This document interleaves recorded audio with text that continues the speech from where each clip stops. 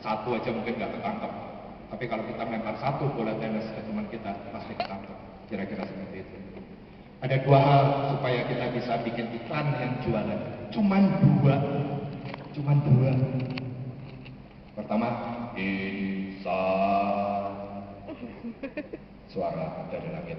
Inside kamu apa nih? Inside. Sayangnya kata ini belum ada penerjemahannya secara singkat dalam bahasa Indonesia. Panjangnya kira-kira apa yang dipikirin sama calon konsumen, yang dirasakan calon konsumen, dan dipahami calon konsumen, belum konsumen. Konsumen itu kalau udah beli produk kita, kalau belum baru calon. Iklan dalam satu hari, percaya atau enggak, ada 14.000 spot di seluruh Indonesia. Mau ingat yang satu? Enggak bakalan lagi. Next. Dari Wikipedia. Waduh. Panjang banget. Intinya understanding of your target consumers attitude and belief. Itu. Intinya cuma itu, insight. Next. Kita tidak akan bisa membuat iklan yang out of the box apabila kita tidak memahami apa insight target market kita. Insight itu bahkan aku nyebutnya ke klien ya, yang maha insight. Wow. Next. Aku udah cukup out of the box belum ya? Oke, next. Insight harus digali, bukan cara yang mudah, tapi penggalian insight menjadi wajib dan keharusan. Karena insight adalah dasar pengembangan konsep marketing yang biayanya nggak sedikit dan melibatkan hajat hidup orang banyak. Tapi kadang sering timbul kesalahan yang tidak disengaja. Beberapa kesalahan fatal pada waktu penggalian insight target responden yang berdampak pada keseluruhan konsep marketing. Antara lain, ini loh kesalahan-kesalahannya. Salah target market. Bill Clinton, tahu nggak rasanya tempe gimana? Ya salah target marketnya. Next. Salah tempat, lagi main nangkrong jeram, ditanya, gimana motor Honda? Jawabannya cuma, udah gitu aja. Salah waktu, lagi ngantuk ya Pak? Ya iyalah, salah waktu. Salah pertanyaan atau instrumennya, jawabannya cuma, nggak tahu tuh, nggak tahu tuh, nggak tahu tuh. Ya, itu salah pertanyaan. Salah cara bertanya. Nah ini yang sering terjadi. Next. Mas pakai pasta gigi apa ya? Oh tanya mas pakai pasta gigi apa sambil tutup hidung. Yang ditanya ya nesu. Nah salah konsep dari awal. Next. Wah aku dapat order. Yang justru paling fatal adalah sang interviewer tidak bisa menggali apa yang sebenarnya ada di dalam benak konsumen. Apa yang dibutuhkan konsumen, apa yang diharapkan konsumen, dan semuanya itu dijadikan dasar pembuatan sebuah iklan. Insight yang salah. Akhirnya pesan iklan tidak bisa disampaikan dengan baik. Pekerjaan yang sia-sia. Next. Misalnya ini. Wah, saya paling tidak suka pakai warna hitam mas. Jawabannya seperti itu. Ah, dia pakai kerudung warna hitam. Itu kan udah salah. Next. Atau ini. Kadang terjadi karena satu dan lain hal. Jawaban yang didapatkan adalah jawaban yang diharapkan. Tahan dulu. Tarik dulu. Bukan jawaban asli yang ada di dalam pikiran responden. Bisa terjadi karena terlalu serius, asal dapat jawaban, kepepet waktu, interviewernya malas, dan sebagainya. Terutama ada yang metode kualitatif, kuantitatif, atau deep interview. Peran interviewer di sini sangat penting. Mereka harus benar-benar memahami respondennya. Misalnya kita tanya seorang pemain wayang orang, kenapa sih mendalami wayang orang? Jawabannya adalah next. Karena budaya Indonesia harus dilestarikan. Jawabannya seperti itu. Oke, dibikinlah iklan kebudayaan Indonesia segala macam. Padahal jawaban sebenarnya adalah next. Iya. Aku nggak punya kemampuan lainnya. Itu kan fatal. Next. Oke, ada sebuah tools di sini cara kita menggali insight. Ini aku temuin tools ini, dan kebetulan dipakai sama klien-klien, aplikasi ke klien, ya for free lah, asal bikin iklannya di saya. Yo no, namanya bermain-main, namanya bermain-main di sini nggak serius, sama sekali nggak serius. Mungkin kelihatannya seru banget, emang seru. Kita bisa pelajari ini, kita bisa bermain-main ini dimanapun, sekarang pun bisa. Oke, caranya seperti ini. Apa sih yang sebenarnya ada di dalam benak mereka? Seperti itu. Next. Nah, kita cari gambar apa aja, terus kita lihat kira-kira dia ngomong apa. Pengen gitu misalnya, jangan cepet-cepet dong, nggak lucu lagi kalau cepet-cepet. Oke, next. Nah, saya ada gambar ini. Kira-kira anak itu ngomong apa ya? Ini adalah proses berpikir kita. Gimana caranya kita menggali pikiran-pikiran kita sendiri. Coba next. Pasti dia nggak sikat gigi. Nggak ada yang salah, nggak ada yang benar. Satu gambar bisa bikin kita ketawa, bisa kita bikin kita sedih, bisa bikin kita prihatin, segala macam, tergantung apa yang kita tulis di situ. Next. Aduh, lupa beli sampo, misalnya. Nah, ini. Next. Hey sir, look at this picture. You look so handsome. Kata si bule. Si bule baru tahu dia kalau gua fotogenik. Kita mau tulis apapun di situ terserah. Bukan sulap, bukan sihir, balon biru saya pompa. Next. Jadi balon merah. Nggak lucu ya? Keringetan. Om Badut, sebelumnya. Om Badut dirubah jadi donat Jeko dong. Misalnya kita tulis di situ. Atau kita rubah lagi. Jangan Om Badut jadi roti ngomong aja. Bread talk maksudnya. Sponsornya Sari Roti ya, maaf ya Sari Roti. Nah ini misalnya ada gambar seperti ini. Kira-kira dia ngomong apa ya? Next. Tulisan kayak gini kok ada artinya sih. Kok ada artinya? Next. Nah ini, satu gambar bisa 1000 kata. Ini adalah proses gimana supaya kita, istilahnya otak kita tuh nggak koplak. Kalau koplak itu volumenya kecil jadi koplak. Nah gimana otak kita penuh. Nah itu dia proses berpikir yang kita sabar. Ini bau busuk dari mana ya? Wah, pasti kedukun nih. Next. Lapar. Dia bilang gitu. Iya, bolak-balik. Next. Ini bagus ini. Menang award kalau Kompas. Satu kata bisa ampun Gusti. Akhirnya kita sedih, kita terenyuh. Ampun Simbo, kita makin terenyuh lagi. Kayak main petak umpet, bisa ketawa.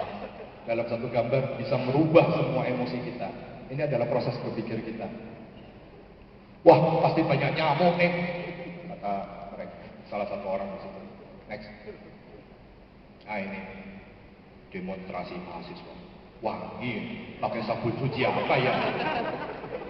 Kita mau tulis apapun terserah kita.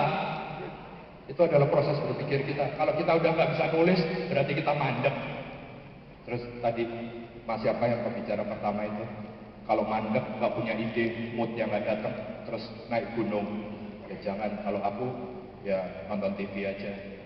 Iklan-iklan yang pernah aku bikin, nanti aku moodnya balik lagi. Dan banyak gambar ini. Next.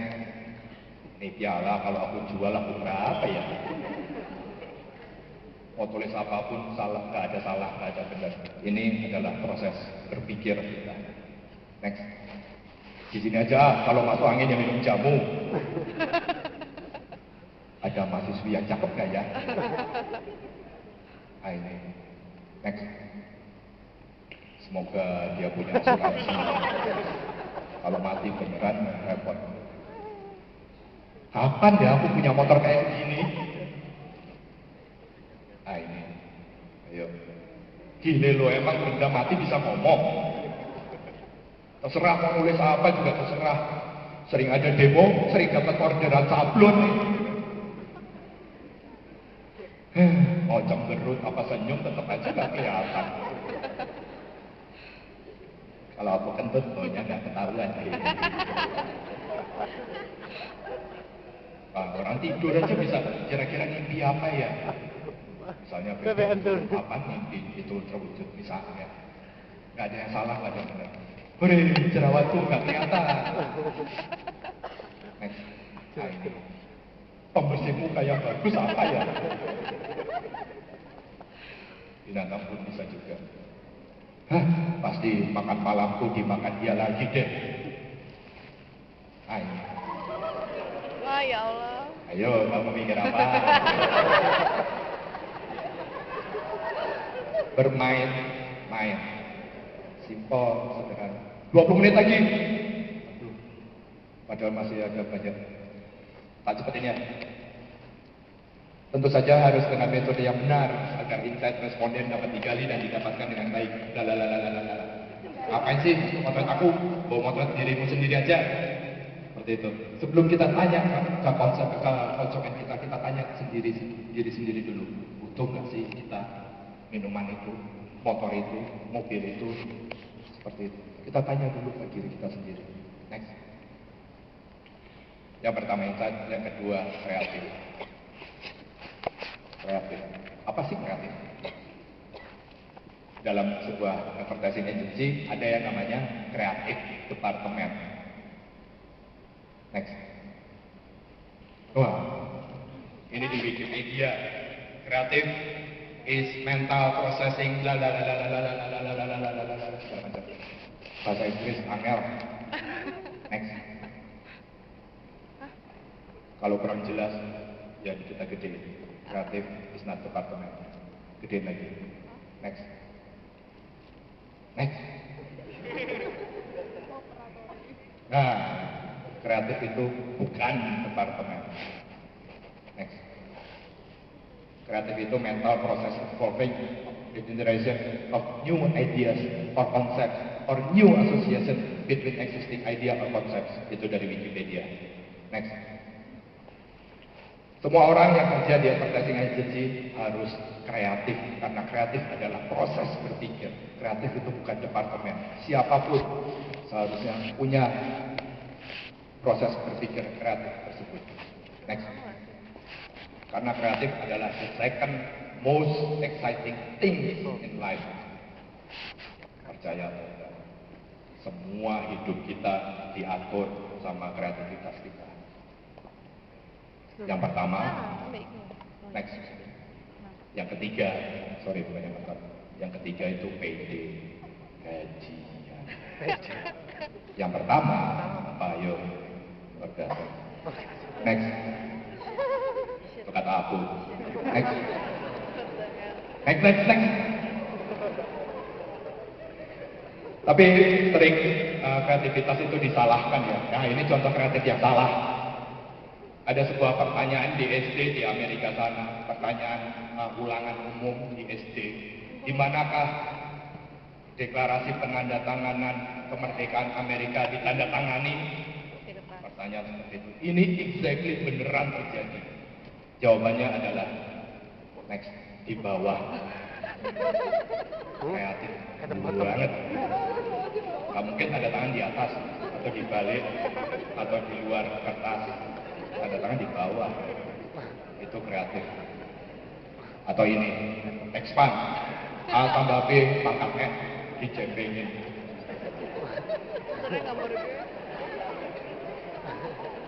Oke, kalau tadi contoh-contoh dari luar, ini contoh dari yang pernah aku bikin, pernah kita bikin.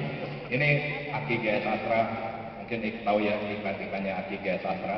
Problemnya kenapa waktu itu cuman kenapa sih Aki Gaya Sastra itu susah dipahami sama konsumen, karena Aki itu termasuk spare part. Spare part itu kayaknya sesuatu yang susah dimengerti sama konsumen. Even pemakai mobil atau pemakai motor, mereka tuh kadang-kadang malah ditanya, tahu aki nggak? Aki itu yang mana ya? Seperti waktu itu pitching. Sorry, aku nggak bisa share, ini data-data original dari klien yang nggak bisa aku share. Tapi big idea, tadi dari Kiara Kambing itu ada namanya big idea. Big idea dari Aki Gas Astra yang waktu itu kita ungkapin adalah seharusnya mobil atau motor Anda yang berbunyi. Next. Tools ini juga aku kembangin, kita udah di dunia Twitter, di dunia Facebook, dunia internet, kita lupa sama yang namanya postcard. Postcard itu sederhana banget. Itu bisa kita jadiin tools kepada YTH kita, itu adalah target market kita. Next. Bagian kosong itu adalah creative approach kita. Next. Baliknya tuh kadang-kadang ada single, simple, dan strong imagery of our big idea. Nah, Aki GS itu kepada YTH, siapapun yang tidak ingin mendapat masalah karena Aki yang bermasalah, di mana saja berada, itu target konsumen kita. Beritanya, kreatif approach-nya, Aki itu nggak boleh, nggak baca. Aki nggak boleh tekor. Nah, makanya jangan pakai gas abal-abal, pastiin dulu Akinya gas sastra. Kalau gas sastra itu pasti awet, starter langsung jalan. Banyak kok iklannya di TV, koran, poster di bengkel juga banyak. Jangan sampai maunya ngirit tapi malah ngorot. Akhirnya bikin repot. Jangan GS abal-abal, pakai GS Astra biar mobil atau motor kamu yang berbunyi, bukan yang lain. Next. Nah, gambarnya seperti ini. Mesin, kamen Aki, mesin yang berbunyi. Seharusnya mesin yang bersuara, bukan yang lain. Itu big idea namanya. Nah, big idea yang bagus, seharusnya mobil atau motor Anda yang berbunyi, itu pasti bisa di-extensionkan, dipanjangin lagi. Extension dari big idea itu, seharusnya mobil Anda yang berbunyi, bukan istri Anda. Seharusnya mobil Anda yang berbunyi, bukan Anda. Seharusnya mobil Anda yang berbunyi, bukan anjing tetangga Anda. Next. Seharusnya motornya yang berbunyi, bukan pelanggan Anda. Seharusnya motor kamu yang berbunyi, bukan pacar kamu. Dan seterusnya. Kalau big idea itu bagus, big idea itu kuat, itu bisa di extension. Kalau cuma satu berhenti di situ, berarti nggak bagus. Gimana caranya supaya kita bisa kenapa kita harus extension? Supaya klien bikin iklan terus. Itu tujuannya. Bikin iklan terus berarti duit terus. Itu. Kalau sekali beli iklan, bikin, selesai, berikutnya apa? Gak ada duit lagi masuk. Nah, makanya bisa di extension supaya bikin iklan lagi. Nah, ini storyboard original yang kita present waktu itu ke klien. Next. Ini storyboardnya, mungkin langsung ke akhir aja. Sorry mas, langsung ke storyboard yang terakhir. Terus.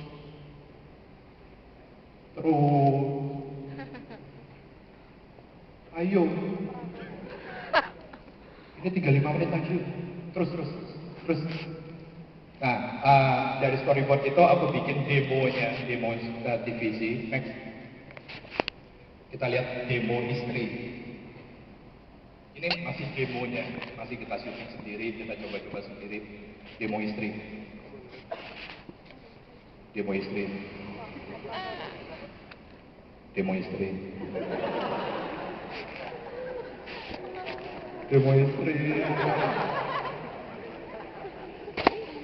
Biasanya kalau aku seminar itu laptopnya di sini tok. Ini angel aduh. Nah, ini demonya. Play.